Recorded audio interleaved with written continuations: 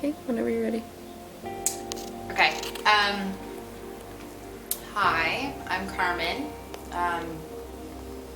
Was born in Salt Lake City, raised in Park City. Most of my family is Mormon.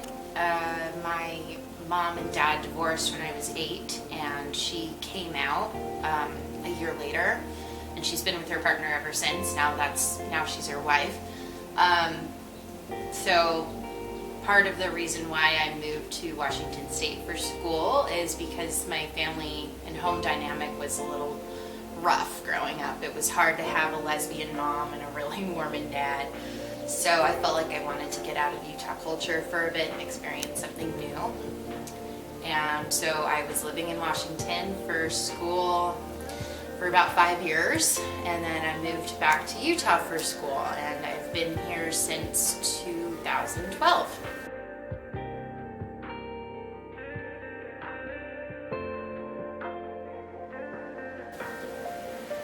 Okay, well, to be frank, I've always been pretty sexually inhibited. So I don't really think that either of my parents really promoted much of a sense of healthy sexuality, and I didn't get the birds and the bees talk from either of them. I figured that out from friends. So when I went to college, I kind of let loose. I felt like I could do pretty much whatever I wanted, given that it was safe. I just don't really think it's healthy to stifle human sexuality. I think that it's important to educate people on safe sex, and there are a lot of ways to do that, and obviously people don't have to engage in it if they're not ready. In terms of consent, most of the time when you hear about issues surrounding consent, I think that it revolves around whether or not a woman has given her consent. I mean, obviously rape can happen it can be enacted by a woman. It can be, a woman towards a man. It can be a man and a man. But I think that where a lot of the gray areas that we see and examples that we see in court cases and in the media and stuff, it's always that gray area where no one knows if the woman actually gave her consent. I think you can be in the middle of having sex, and if one person says no, it's no, and you stop. That's it. If one person indicates in any manner that they are not comfortable and they want it to stop, then you stop. And I think men in this country, I think that boys should be educated to know this. Like, they should be able to tell. Obviously, alcohol comes into, this issue in a major way. It gets really, really confusing when alcohol's involved. But for the most part, I very firmly believe that in any scenario, if dissent is indicated, then you stop. If you don't stop, then it's rape.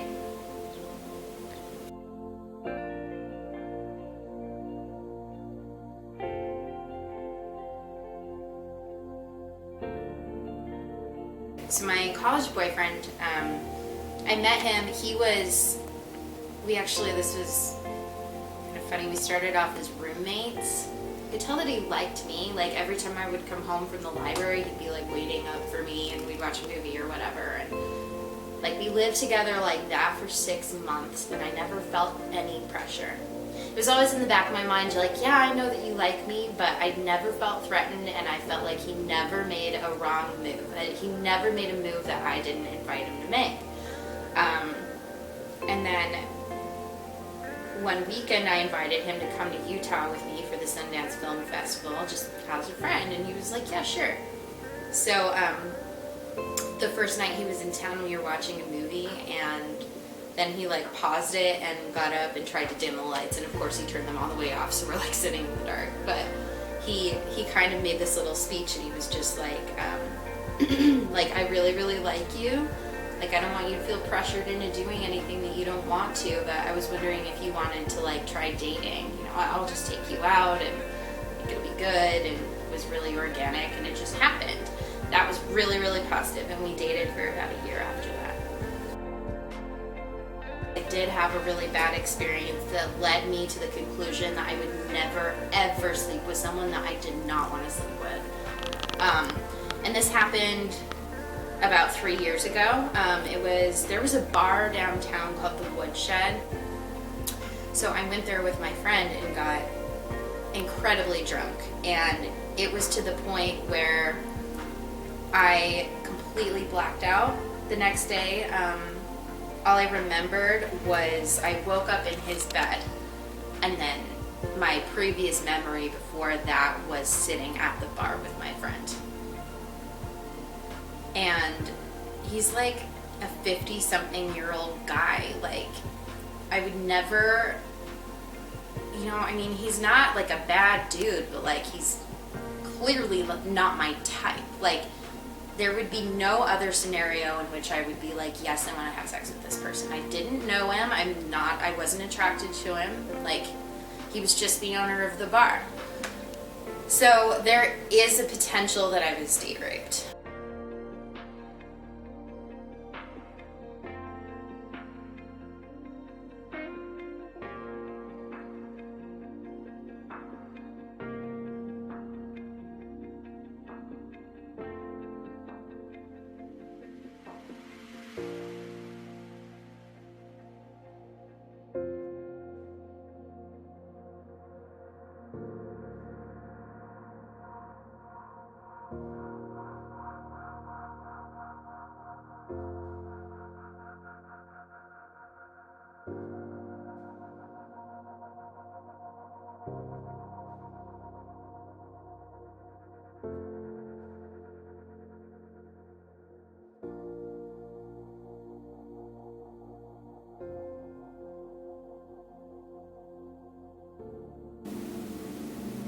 I think just awareness is a key thing. Like, we just need to be made aware of those statistics. Families need to teach their children about this stuff, not just bury it under a rug and pretend it doesn't happen, pretend that it couldn't happen to you. It can happen to anyone. Yeah, it's scary. I don't know.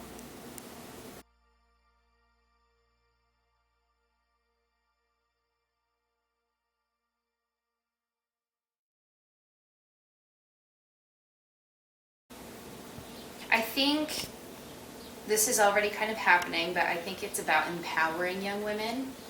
I think it's about instilling in them a sense of self-worth from a young age, letting them know that they're beautiful and special, and that if it doesn't mean that they're not wanted if they say no. Like, it wouldn't necessarily mean that you're never going to experience love if you say no. I think just the idea that saying no doesn't also necessarily mean that it's going to ruin a really special moment. I think you could still be friends with someone even if you're like, nah, this isn't right for me right now. Like, it doesn't mean that you're going to be shamed. It doesn't mean that the world's going to end. It doesn't mean that, you know, like, a friendship won't go on, whatever. Hopefully if the guy's a good guy. And also I want to see more moms educating their sons and letting them know how important this issue is. I think just Yeah, okay, so like those two things, I mean, giving women a sense of self-worth and confidence starting at a young age and letting them know that it is okay to take your own agency, take your own actions into your hands and don't leave it up to someone, don't leave it up to your dad, don't leave it up to your boyfriend. It's ultimately the only person that you have is you. It's a combination of that and I think educating, like boys and letting them know the nuances of these situations and how gray and blurry the line can be. And especially like guys going to college, just letting them know, hey, alcohol is going to be a thing. Like, as long as you just check in with the girl that you like and make sure she's okay, make sure that she's not too drunk. I mean, it's really not that hard. It's like if a girl is too drunk and she still seems to be consenting, it doesn't mean that she is. And that's not a hard judgment call to make. I just think like starting guys off early and letting them know that these things can get confusing, but that ultimately it is a judgment call that I think you feel instinctually.